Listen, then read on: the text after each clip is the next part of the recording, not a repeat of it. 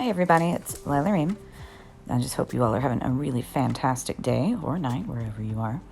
And today we're going to talk about potions. As I've been talking to some people in the guild and reading some other stuff, it's come to my attention that a lot of people aren't really familiar with potions and what they do. So we're going to break each one of them down for you.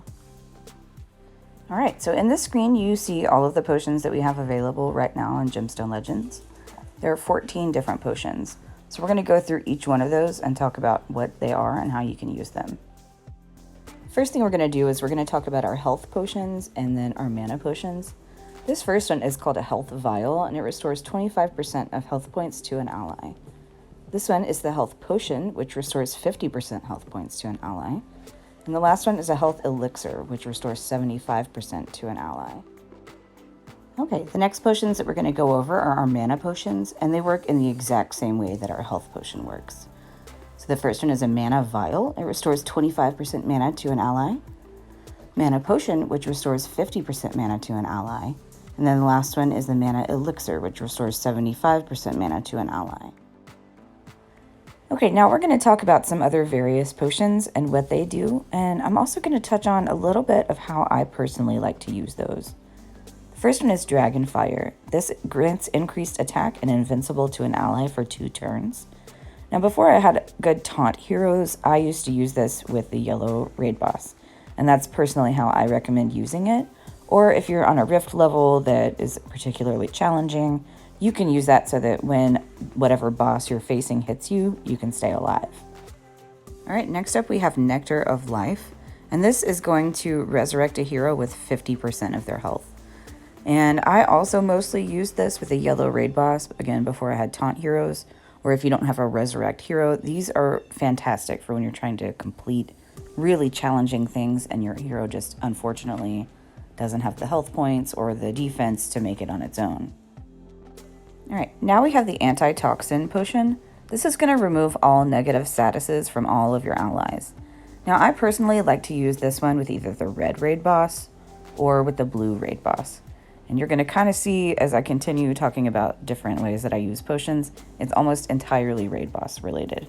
Now you can use these in rifts, you can use them in campaign, you can use them in every area that I have seen other than arena, and my guess would be wars will be the same.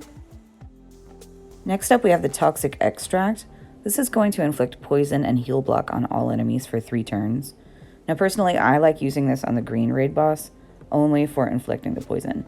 The heal block has nothing to do with the raid boss whatsoever, but I like to put as many negative statuses as I can. Now, a lot of people also use this for different rifts to make sure that the healing never occurs.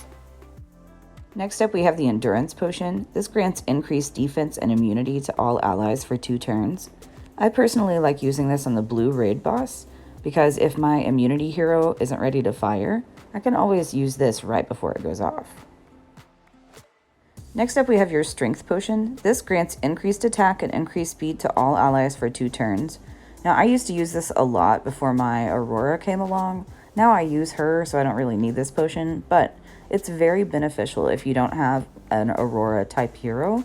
It's going to give you that increased attack, and increased speed never hurts to have in any battle that you go in. Right, next we have your Toxic Vial. This is like a baby version of your Toxic Extract. This is going to inflict poison and heal block on one single enemy instead of like the extract that does all enemies.